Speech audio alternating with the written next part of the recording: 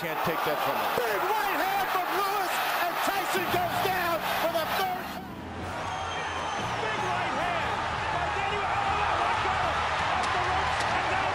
Depuis ses débuts, Mike Tyson promettait de devenir une légende.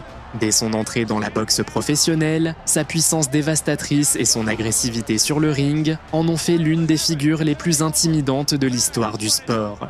Cependant, lorsqu'il atteignit les meilleures années de sa carrière, des problèmes personnels et professionnels commencèrent à émerger, marquant le début de la fin de son héritage. Tyson n'affrontait pas seulement des adversaires sur le ring, il luttait aussi contre lui-même. Bien qu'il ait surmonté plusieurs difficultés, il y a eu 4 combats qui ont symbolisé la chute de Iron Mike et défini le déclin de sa carrière. Ces combats ont non seulement révélé son déclin physique et mental, mais ils ont aussi montré que la légende de Tyson n'a pas su prendre sa retraite avec la dignité qu'elle méritait. Vous voulez savoir quels sont les 4 combats qui ont marqué la fin de l'ère Mike Tyson? Restez avec nous jusqu'à la fin de cette histoire pour le découvrir. Affronter Evander Holyfield était une décision que Tyson avait prise en toute conviction. À l'époque, le choc entre les deux boxeurs était décrit comme une rencontre inévitable entre 2 titans de la boxe, comme s'ils étaient destinés à se croiser. Le combat était programmé pour le 9 novembre 1996 et le monde entier attendait un spectacle inoubliable. D'un côté, Holyfield s'était déjà établi comme l'un des poids lourds légers les plus importants et respectés de l'histoire de la boxe. Pour ceux qui ne le savent pas, la catégorie des poids lourds légers se situe entre les poids mi-lourds et les poids lourds, et est aussi connue sous le nom de poids lourd junior.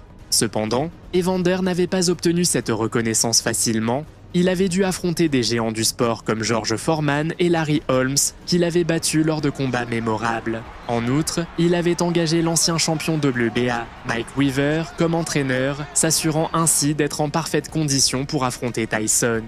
Pendant ce temps, Mike Tyson n'était pas à son meilleur niveau. Bien qu'il soit encore considéré comme une force imparable sur le ring, beaucoup remettaient en question son état physique et mental. Les turbulences de sa vie personnelle et professionnelle commençaient à peser sur lui. Au début du combat, Tyson semblait déterminé à prouver qu'il était toujours le même Iron Mike qui terrorisait ses adversaires. Il lançait des coups puissants, comme à son habitude, essayant de dominer Holyfield dès le début.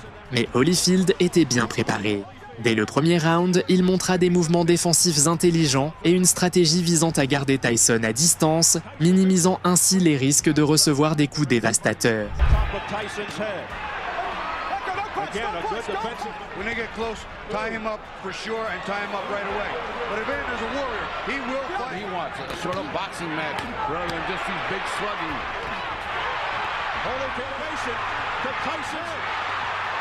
You know what? There you saw Evander Holyfield throw a nice body shot, and it's going to be one shot, and that's it.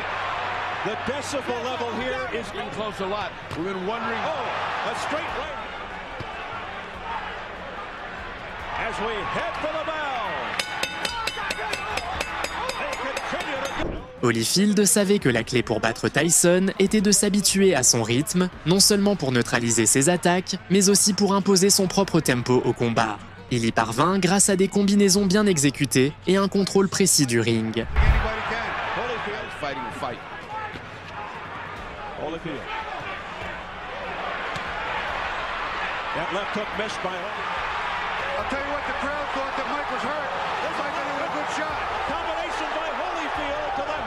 Missed by Tyson. Good defensive tactics here by Holyfield. Again, something unusual. Oh, a straight left hand by Holyfield. It's been Tyson. Au deuxième round, Holyfield passa de la défense à l'attaque, surprenant Tyson autant que les spectateurs. Une rafale de coups directs commença à faire pencher la balance en sa faveur.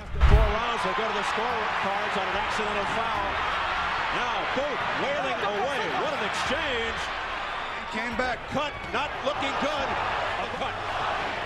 Ooh, a low blow by Holyfield. That was a low blow when he got hit. He grimaced. Holyfield, champion, like the overachieving warrior that he is. Oh, down goes Tyson. A left hook. That was a body shot. I think he was a little more balanced. Seconds left for the sixth. Hey, Craig, let him out, let him out. Evander Holyfield is letting it all hang out. Au troisième round, un crochet du droit d'Holyfield mit Tyson au tapis, un événement qui laissa la foule sans voix. Ce n'était que la deuxième fois dans toute la carrière de Tyson qu'il touchait le sol, et l'impact fut énorme, tant pour le public que pour Tyson lui-même. Bien que Tyson ait montré son esprit combatif caractéristique, Holyfield garda le contrôle du combat dans les rounds suivants. Au 11e round, une combinaison précise d'Holyfield laissa Tyson pratiquement sans option pour riposter. Finalement, l'arbitre arrêta le combat, accordant la victoire à Holyfield et marquant la première défaite de Tyson par KO technique. La revanche entre Tyson et Holyfield fut programmée pour le 28 juin 1997. Ce combat, qui promettait d'être une occasion pour Tyson de retrouver sa gloire, devint l'un des épisodes les plus controversés de l'histoire de la boxe. Dès le début, Tyson montra un comportement erratique et des mouvements peu conventionnels. I think you can sense amount of respect here too by both fighters. And a wild swing and a miss with an overhand right by Caddy said, I'm going to let this guy get pushed back. Right now, Mike's looking to duck and keep his leverage low and come up banging. Mills Lane jumping in there, trying not to have Holyfield. In the first fight, it was Tyson going backwards, and he can't fight that way. Left hooks by Holyfield. Yeah, looking to set up the right there. And Holyfield's trying to play that strategy too, Steve. He's trying to push Mike back. Right there, when Mike goes to come in. Combination of the head. Evander Holyfield back to Tyson with a left hook to the head of Holyfield. He hurt Mike really good with that right hand. I'll tell you what though, Mike. What a first round. He was in trouble there. He shook. Straight.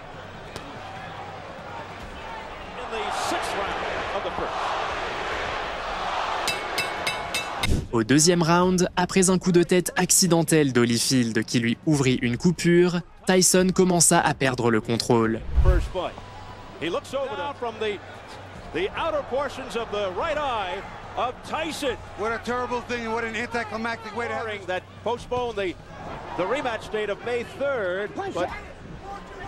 Pressure on him who's just started this fight. The ropes. If an accidental foul occurs before the end of the fourth round, the fight is ruled a technical draw. After the end of the fourth, they go to the card. Digging in with uppercuts to the body, now going upstairs, looking for the cut. And that cut over the right eye is Lancetted. Pushing into the ropes by Holyfield. Over the top. Mike throwing a nice we see he's not following up with the big combination. It's got to be 2 and 3. It can't be one at a time. Holding on to one another. Au début du troisième round, l'impensable se produisit. Tyson mordit l'oreille d'Holyfield, arrachant un morceau de cartilage. Bien que le combat ait été temporairement arrêté, il reprit peu après. Cependant, Tyson mordit à nouveau son adversaire, ce qui conduisit à sa disqualification immédiate. Cet incident nuisit non seulement à sa réputation, mais l'éloigna aussi du ring pendant un certain temps.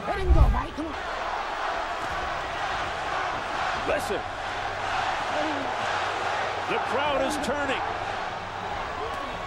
A swing and a miss with a straight right by Underwood by Tyson.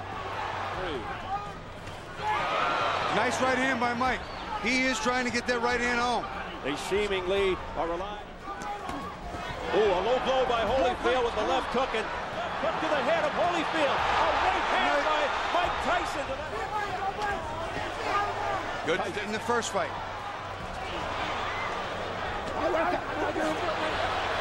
What happened here? He got bit, I think. Evander Holyfield, look out, he's pushed right here. Above us, a dirty Mike Tyson. I can't believe. Well, first he had a parachute drop on him, now he had a heavyweight. When did we get that on tape? Biting Holyfield in the right ear. Hurts like hell, but he certainly had a big bite. And that's a dangerous. Le 8 juin 2002, Tyson affronte Lennox Lewis dans une tentative de retrouver sa place parmi les meilleurs poids lourds du monde. À ce moment-là, sa carrière montrait déjà des signes évidents de déclin. Lewis, reconnu comme l'un des meilleurs boxeurs de son époque, réussit à neutraliser Tyson dès le début. Tout au long du combat, Lewis domina avec son jab et ses coups précis, frustrant Tyson et contrôlant le rythme.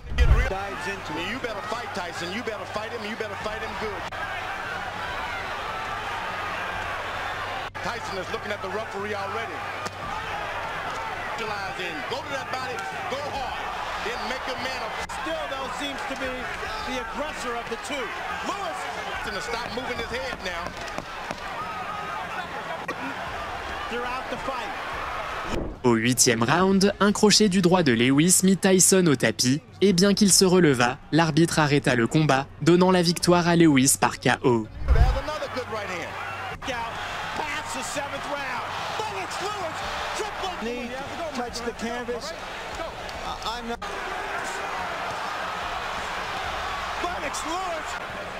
Hoping that this fight would redeem his... Good job. He's got heart. You can't take that from him. Big right hand from Lewis. Nine. It's over. Lennox Lewis cements his legacy. Le 11 juin 2005, Tyson affronte Kevin McBride dans ce qui serait son dernier combat professionnel. Tyson, clairement hors de forme et sans la même férocité qu'autrefois, tenta de dominer McBride lors des premiers rounds, mais son endurance et sa condition physique n'étaient plus les mêmes. McBride, un boxeur moins expérimenté et moins connu, profita de la fatigue de Tyson. Au 6e round, Tyson abandonna dans son coin, refusant de continuer, ce qui marqua la fin de sa carrière. Ce fut une fin amère pour un homme qui avait autrefois été considéré comme invincible.